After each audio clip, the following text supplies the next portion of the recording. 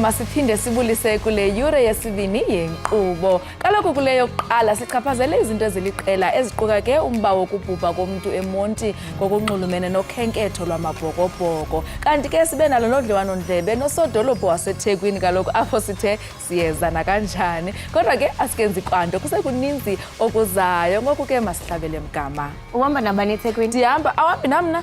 Oh, ndicima kunomntu kaloku. Hayi ndicima sowufuna undishiya, hayibo. Hayi ndizokushiya kaloku ngifuna ukubona ndithi sometimes kuthiwa bring ntontonto. +1 plus nto. Plus ntonto. So andazi noba bekhona umuntu ebesengqondweni yakho indimi. Ukhona yena. Ngulowa. Lo esuit eblue. Undifake epanini ke. Lo esuit eblue Nadia. Okanye ngomnye? Hayi, sukuthetha into zakho.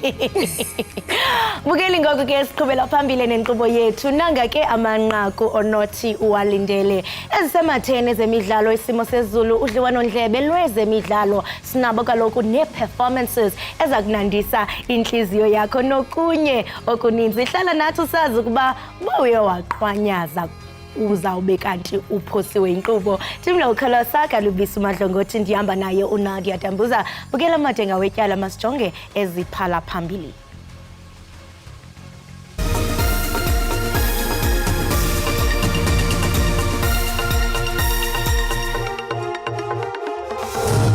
Resolved through a two-state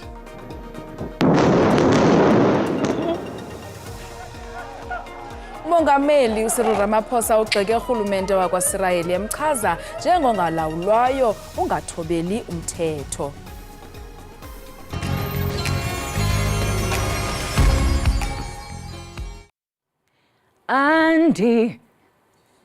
Andinanto undize kanye nkosi ndize kanye nkosi yam. Molweni makhaya, igama lam ndingu-Ikhona, ndiyimvumi. Ze nihlale ke nibukele Ekhaya Jikelele apha ku-SABC Plus. Nonwabela izinto ezifana nezemidlalo, ezendaba nazo zonke ezinye izinto enizithandayo emakhaya. Ningahambi.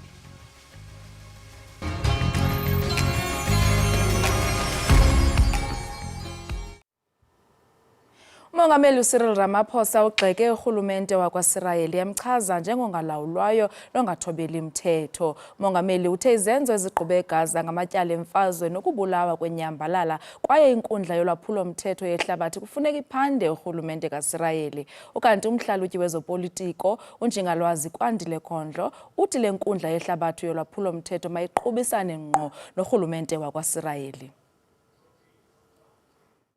Umongameli waseNingizimu Afrika uCyril Ramaphosa useligxekile izwe lase-Israel kanye nohulumeni wakhona ngokubhebhetheseka udlame kwizwe lase-Palestine.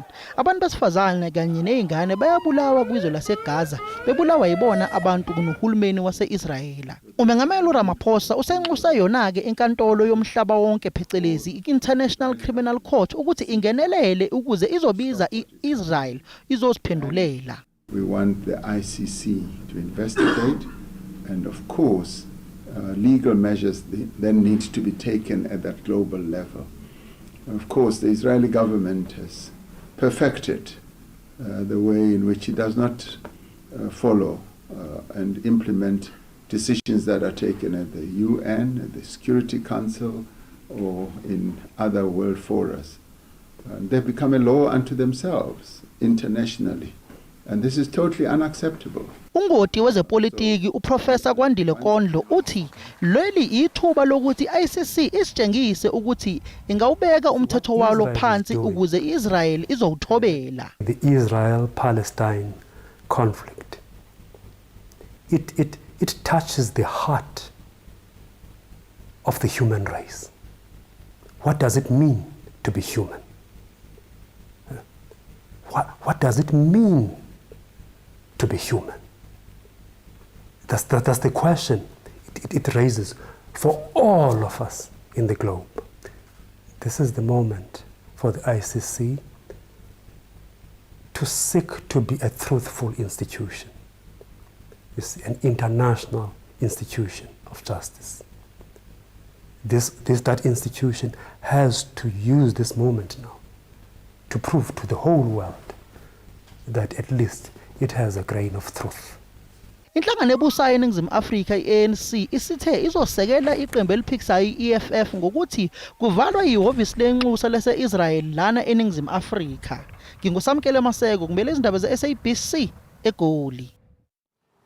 Inkokheli ye-EFF uJulius Malema uthe thaca kwindlu yowiso-mthetho yoMzantsi Afrika isiphakamiso sokuba kuvalwe iofisi yozakuzo yakwaSirayeli nokuqhawulwa kobudlelwane bozakuzo nelalizwe. Umalema uthe ikhwelo lokugxotho nozakuzaku belingekho nokuchasene nabantu bamaJuda kodwa lichasene nezenzo zorhulumente waseSirayeli. Indlu yowiso-mthetho iza kuvota ngesindululo kwindibano epheleleyo yendlu ngolwesibini.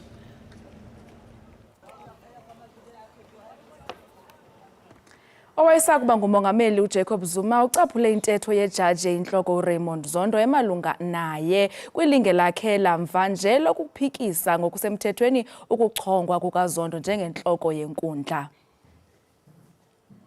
uZuma uye wafaka ingxele efungelweyo eyongezelweyo kwinkundla ephakamileyo yaseRhawutini echaza ukuba amazwi kaZondo abonisa phakathi kwezinye izinto ukuba akufanelekanga ukuba abe sesikhundleni kwaye uzifaka ngokungeyomfuneko kwizimvo zezopolitiko. Kanti lihlehlisiwe kwinkundla kamantyi yase-Atteridgeville ngasePitoli ityala elijongene noosisi ababini abajongene netyala lokusweleka kwabantwana abahlanu abatshe kumatyotyombe i-Itireleng ngaselodium kweyeThupha. uLindiwe noZanele Machaka bajongene namatyala amahlanu okubulala ngongenanjongo nelinye lokungahoywa komntwana. Kutyholwa ukuba bavalela abantwana abahlanu etyotyombeni baya kwindawo yentselo ekufutshane. Kanti kugxekwa usekela nqununu neetishala zesikolo zamabanga phantsi ikhehlekile ethokoza kwiMpumalanga njengonobangela wokuzibulala komfundi uSibusiso Mbatha ominyaka 12 obefunda ibanga lika-grade 6. Uzibulele kwinyanga ephelileyo kutyholwa kungaphathwa kakuhle ngenxa yohlobo akholwa lulo lwesini.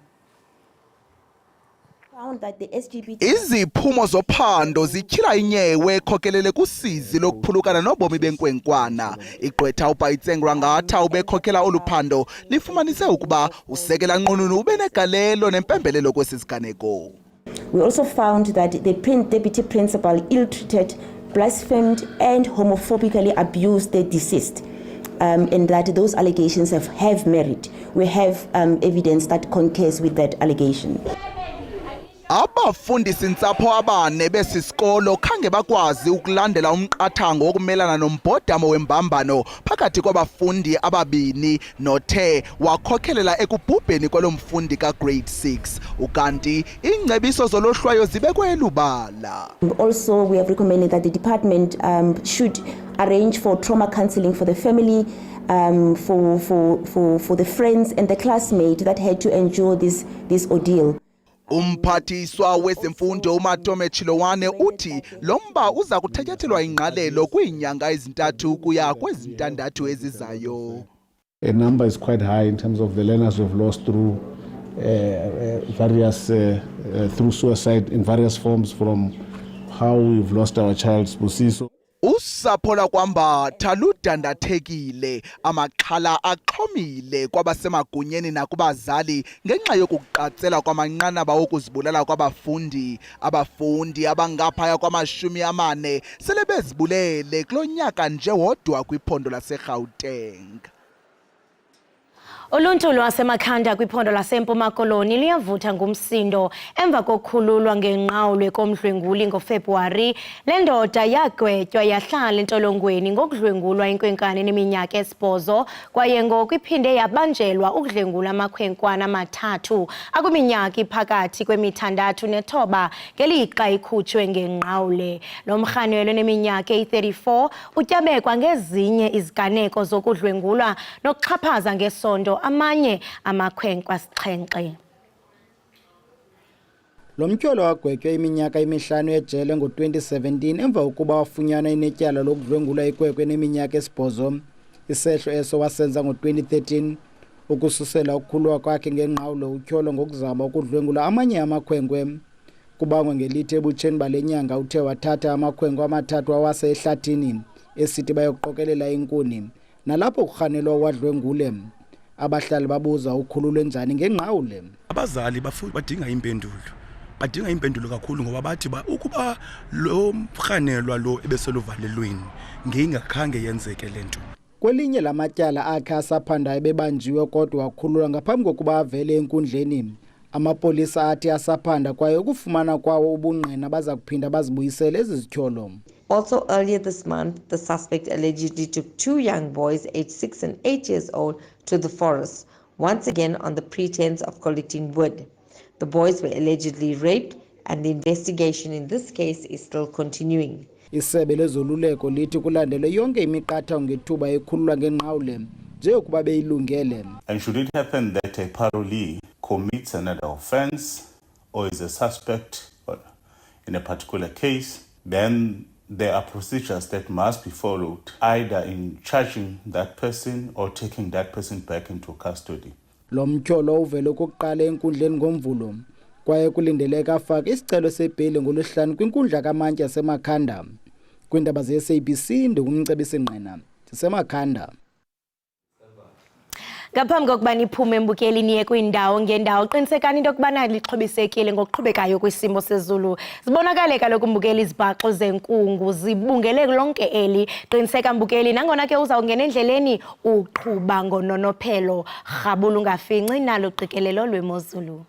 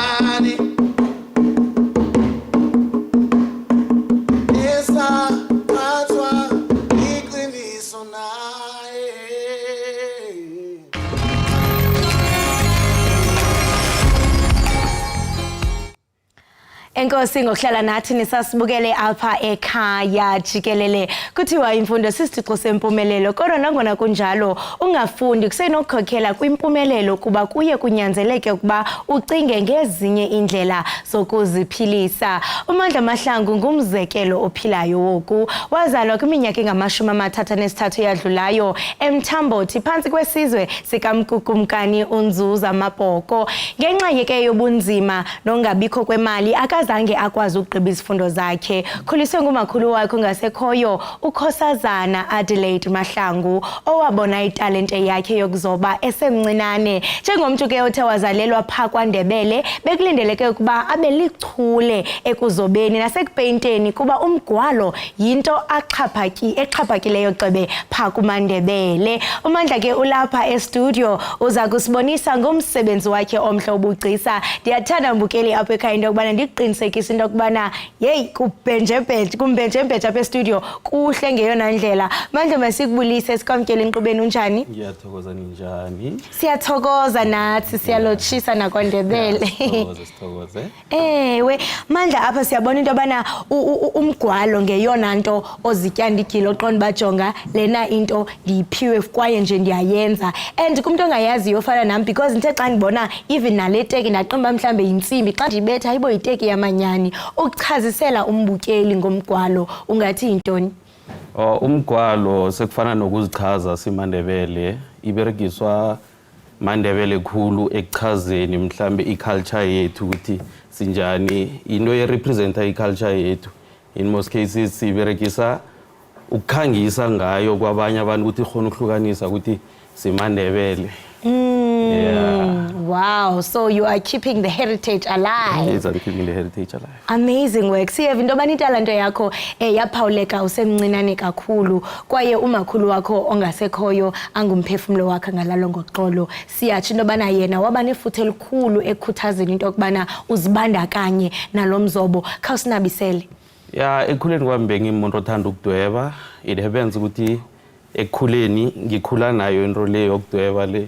Then it happens ukuthi ugogo uyangibona ukuthi nginothando lokudweba lokhu because bengumntwana lo othanda ukuthi ngesikhathi sakhe mhlambe nakahlukumezekileke emoyeni then aberegisa ukudweba njengento yokupholisha ihliziyo. Ya kugogo it happens ukuthi uyangibona ukuthi ngithanda umdwebo lo then wathi Mandla akusinjani ukuthi uthathe umdwebo lo njengoba sihlale siubona emabodeni kwagogo nemzini around kwaNdebele. Sithathe siuberegise ukuthi siuveze ebantwini ukuthi ukhona ukugcokeka nokugcokeka then abantu bawuberegise. So from ebuncinaneni bakho waqonda ba no lento mandiyenze ngokusesikweni uye wabe kanti uziphucula njani izakhono zakho? Sorry.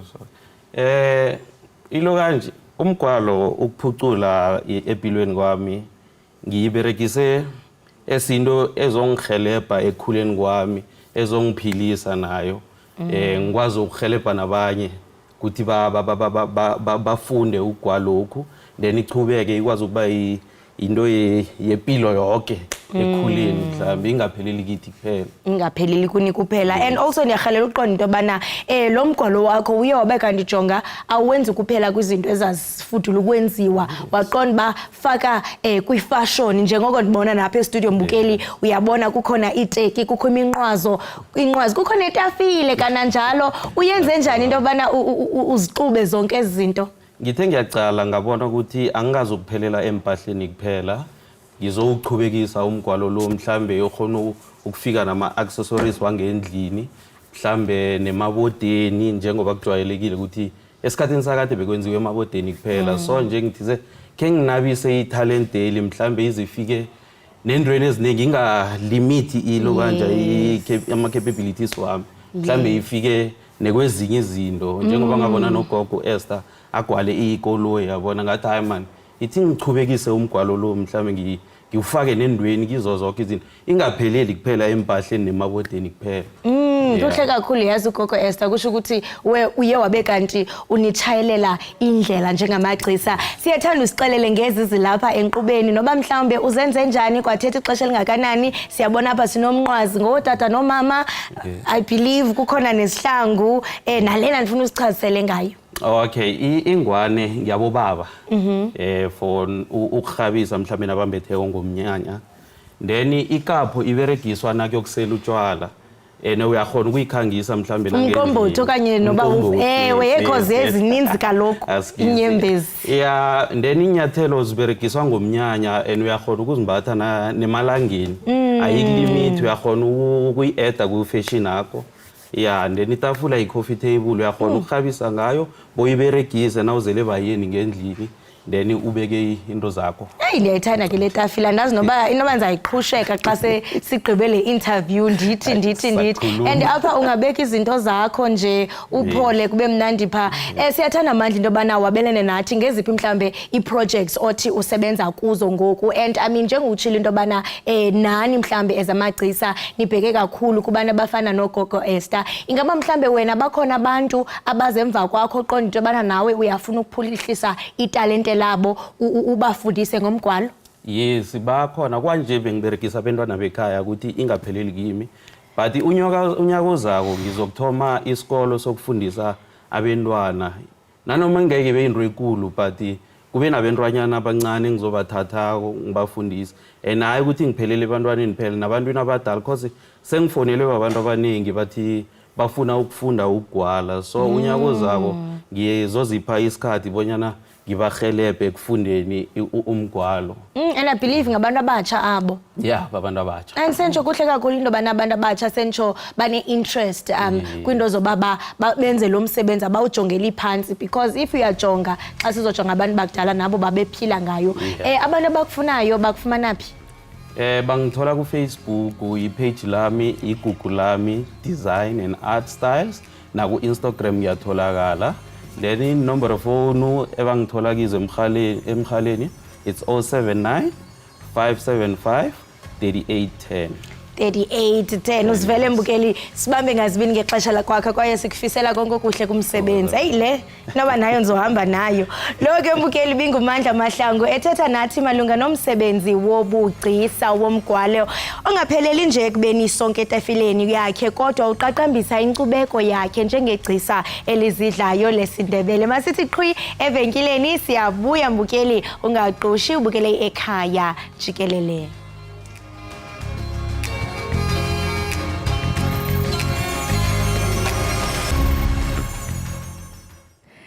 Bukele ndiphinde ndikwamkele kwakhona ngezandla ezishushu sabukele inkqubo yakho ithanda kunene Ekhaya Jikelele. uPhila Dlozi wazalwa wakhulela kwilali encinci ngaphandle nje kwaseRichards Bay eKZN ebizwa ngokuba kukwaSokhulu. Sele ke ezenzele igama ngomculo wakhe weAfro Soul. Uke wasingcamlisa ke kumncuthu mazangwa lomculo ngoku make sive ngaye kabanzi. Phila ndiyakwamkela enkqubeni Ekhaya Jikelele. Ngiyabingelela nami ngiyabonga ukuthi ngingamukela. Enkosi wethu ngothi uvuke uqonda mama uthi mawuze uzosingcamlisa kumculo wakho omnandi. Ngiyabonga kakhulu, ngiyabonga kakhulu. Phambi koba sithethe ngomculo ke Phila, khakho usichazele ngawe banzi nje uthi naba nje uba ngubani uPhila Dlozi? Igama lami nguPhila Dlozi, ngokwamfeka isibongo ngiqhamuke endaweni yaseRichards Bay esizweni sakwaSokhulu ngaphansi kwenkosi yakwaMthiyane. Ngizalelwe khona kwaSokhulu, umama nobaba ngakhula nje nama siblings wami sikhuliswa ukudla okulinywa phansi. So ngakhula ke ngaze kwafika isikhathi sokuthi ngiphume ekhaya ngiye emadolobheni amakhulu ngenhloso yokufuna amadlela aluhlaza. So ukusuka kwami ke eKZN it was not easy. Ngiqale ucula emgaqweni eThekwini ngizoyisummarize nje kusuka lapho ngahlangana nomunye umfowethu igama lakhe kubonani wakwaDingani but simbiza ngoMakhaveli. Then he offered to take me to Johannesburg because he saw ukuthi what I have can make sense in Johannesburg. Then I allowed him. I had never been to Johannesburg before, but I allowed him. The money I made that very same day, we took that money, we bought bus tickets, we traveled at night. The next day we were in Johannesburg. Wow. Yeah. Then mangifike in Johannesburg, it was not easy. I became homeless for a year, a couple of months, until I came across my big brother. Then he offered me a place to stay. His name is Sabelo. Then he offered me a place to stay, and I've been with him ever since. And yeah, now I'm here until I met my manager. Then we started working together. Wazuzindumasi ngonyaka ka-2021 ngexesha le-COVID. Emva kokuba ividiyo yakho yasasazeka kumakhasi onxibelelwano, waziva njani ngoku? Obviously it was something new to me. Bekuyinto entsha nje kakhulu, angaze ngize ngibe umuntu onesasasa ku social media.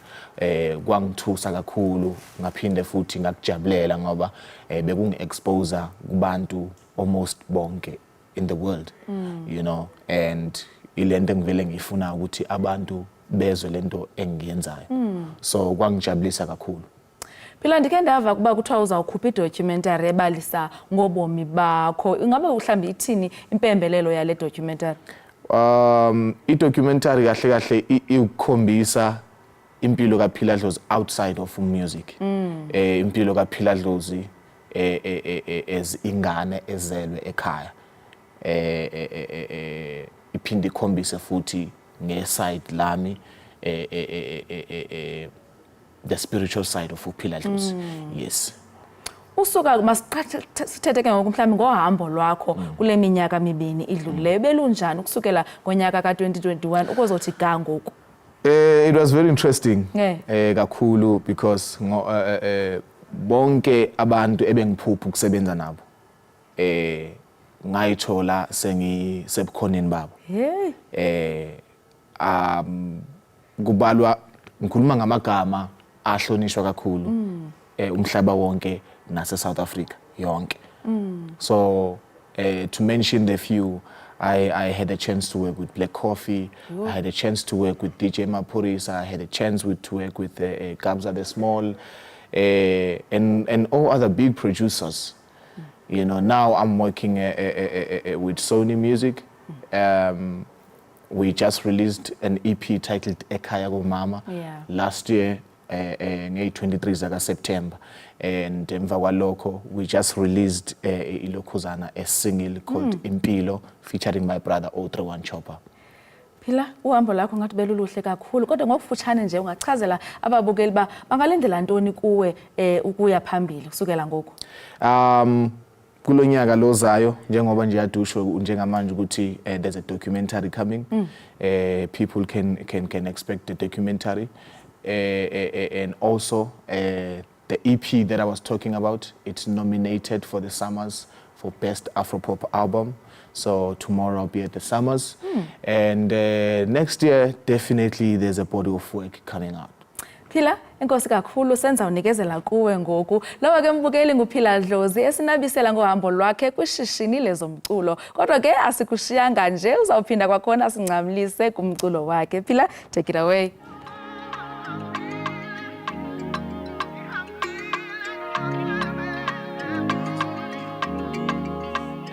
Ngiyafisa ukushadelwa wezinsizwa kodwa ngeke kwenzeke hlezi phansi. Nami ngiyafisa ukushadelwa wezinsizwa kodwa ngeke kwenzeke hlezi phansi. Ningangisoli uma ngihambe ekhaya ngiyosebenza.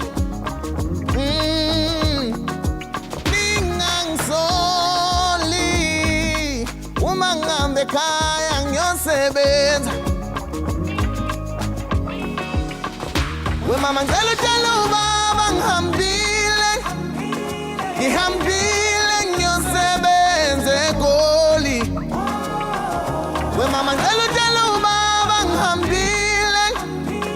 ngihambile ngiyosebenza eGoli. Angifuni imali,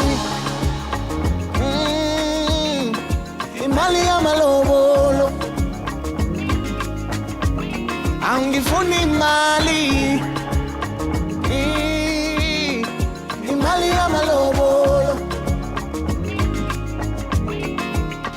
Benihlezi ningitshela ukuthi mangikhula ngithatha umfazi ngibe indoda ngikhulisa umuzi benihlezi ningitshela ukuthi mangikhula ngibe indoda ngithatha umfazi ngikhulisa umuzi we mama ngicela utshela ubaba ngihambile ngiyosebenza eGoli we mama ngicela